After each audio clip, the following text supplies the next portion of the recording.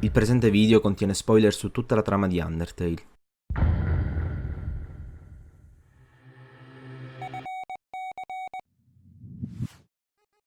Se c'è un personaggio che più di altri rappresenta l'unicità del videogioco di Toby Fox, questo è Flowly. La sua importanza non solo è rimarcata dal fatto che sia il primo, nonché l'ultimo volto che vediamo in una run per così dire giusta, ma anche dal ruolo che il piccolo fiore si arroga sin dall'inizio, essere una sorta di alter ego del giocatore. Ed è curioso constatare come, nonostante questa centralità, Flowly non si faccia vedere spesso. È una presenza ingombrante nel prologo, certo, ma poi sparisce, per riapparire proprio negli istanti finali, tanto di una neutral quanto di una pacifist run. La sensazione che dà questo fiorellino è quella di essere un divertito spettatore delle nostre azioni, un essere meschino che da dietro le quinte osserva le nostre decisioni. E più che una sensazione, un simpatico easter egg ci conferma che è così. Durante la nostra run, tornando sui nostri passi, è possibile scorgere per qualche decimo di secondo proprio Flowly. Ci sta seguendo in disparte? Eppure l'ho definito un alter ego del giocatore. Per quale motivo? La risposta ci giunge in tutta la sua dirompenza nel finale di una neutral run. Flowly assorbe le anime di tutti i mostri e dei 6 bambini caduti in passato nel monte Ibot e diventa un essere quasi divino. In quanto tale, il suo potere è paragonabile a quello dell'essere più forte di questo e di tutti gli altri giochi. Il giocatore, cioè noi. Che le regole siano cambiate lo capiamo immediatamente. Siamo espulsi dal videogioco, che crasha. Riavviando l'applicazione l'intro ci appare diversa, distorta. Anche la schermata di caricamento della partita appare mutata. Il salvataggio ora si chiama My World e sulla finestra di gioco appare il nome Flowly Tale. Le ore di gioco tendono all'infinito e il protagonista della partita ora ha il nome Flowly. Caricando il salvataggio, una vasta e uniforme distesa oscura si apre dinanzi, fino a quando non scorgiamo un punto di salvataggio. Il simbolo della determinazione del giocatore si infrange davanti a noi e Flowly appare.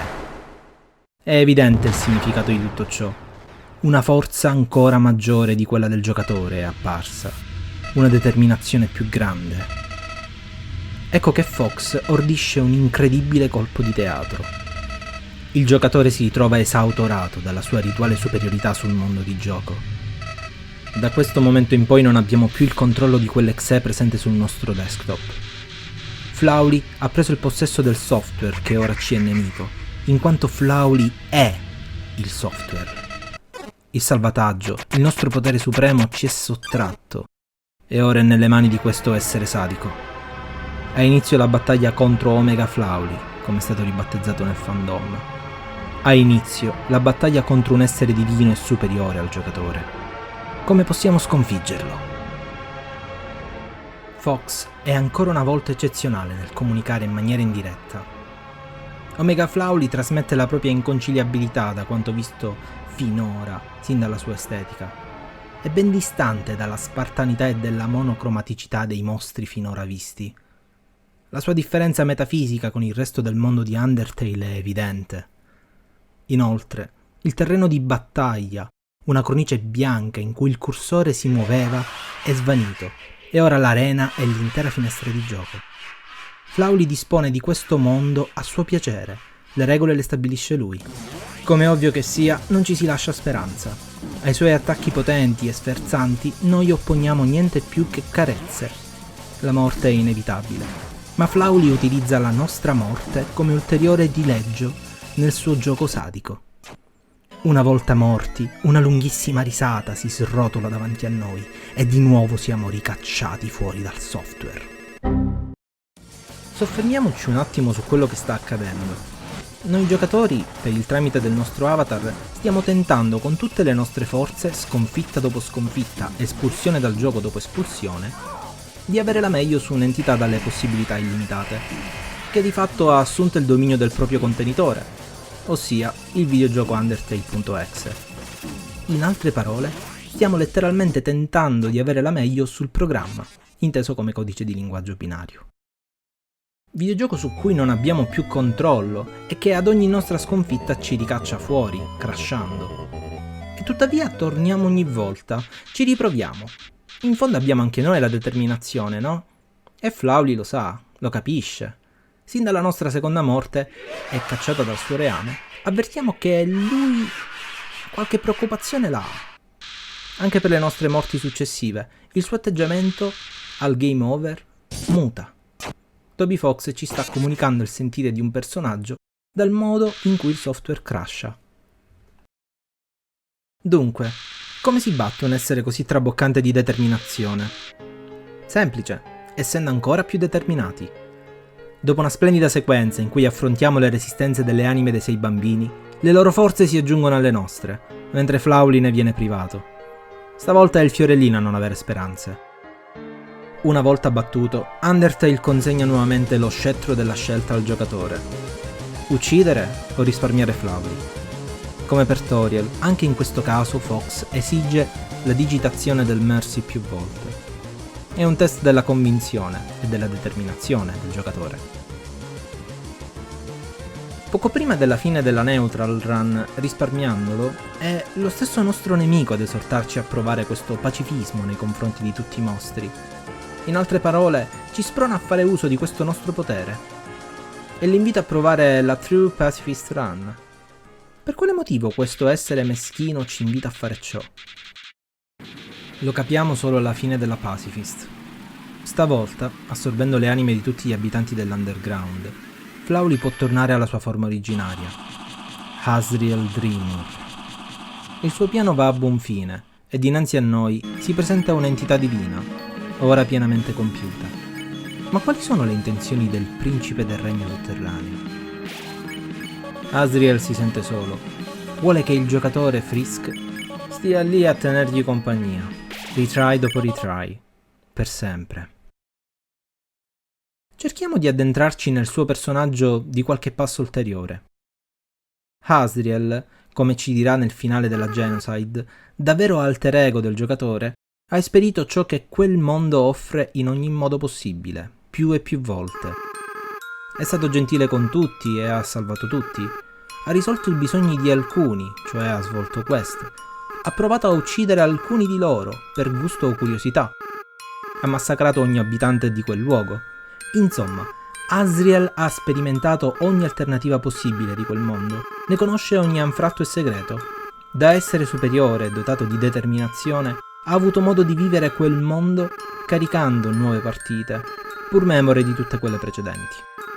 Questa spirale di onnipotenza ha però inaridito il giovane principe, gli ha mostrato la vacuità di ogni sua azione e soprattutto l'ha reso edotto della distanza, potremmo dire, metafisica fra la sua persona ed il resto del mondo di Undertale. Distanza che ha reso la comprensione reciproca fra lo stesso e gli altri impossibile. Ecco perché Asriel si sente solo. Ed ecco perché l'arrivo del giocatore è un'occasione unica per lui. Qualcuno che condivide il suo potere, qualcuno che lo può capire. Lo scontro con Asriel sottolinea la necessità per lo stesso che la battaglia sia senza fine. La vittoria è utopistica, ma anche la sconfitta manca di definitività.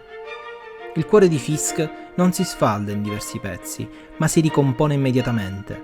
A mio parere, è lo stesso Asriel che fa in modo che ciò avvenga. Tuttavia, man mano che questa battaglia di determinazione prosegue, Asriel perde sempre più certezze. Le sue reali motivazioni, la vacuità e la solitudine che risiedono nel suo cuore vengono esplicitate. Messo di fronte al nero che alberga nella sua anima, con disperazione Asriel cerca di allontanarci di nuovo. Ma come già successe con Toriel, il suo attacco rivela le sue reali intenzioni.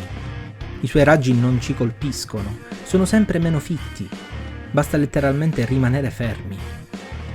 In un ultimo vagito di fermezza, Asriel ci volge contro un attacco inevitabile.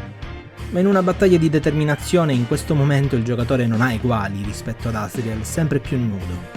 Altro colpo di teatro di Fox, e gli HP del giocatore non scendono a zero. Al termine della battaglia, Asriel torna alla sua forma originaria, quella di bambino mostro.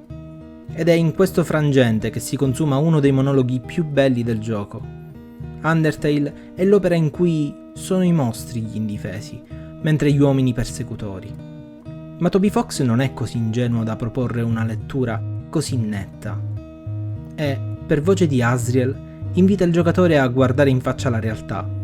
C'è tanto disincanto nelle sue parole, ma al contempo si avverte una convinzione fiduciosa nella possibilità dell'uomo di trovare un punto d'incontro. No, non basta essere gentili là fuori, ma il meglio che si possa fare è non uccidere e non essere uccisi. Il capovolgimento dell'etica che aveva mosso questo essere contorto da esempi sbagliati è ora completo. Un nebbioso nichilismo aveva spinto Asriel a degradare in oggetti tutti gli esseri esterni al proprio orizzonte, per il quale l'altro non era che un oggetto da distruggere o sottomettere. La vicinanza di qualcuno così simile a lui, ovvero Frisk, è l'evento scatenante. Asriel riscopre il valore dell'esistenza e con esso il faticoso lavorio reso necessario per venirsi incontro, per vivere. Ecco che allora il Don't Kill and Don't Be Killed può essere letto così, in Mondo di Flawley. L'unica soluzione è cercare di comprendere il tuo prossimo e cercare di sopravvivere, in ogni senso possibile. Ed è indubbio che questa sia una delle accezioni più positive del concetto di determinazione in Undertale, opposto a quello che avremo modo di esplorare nel prossimo e ultimo video.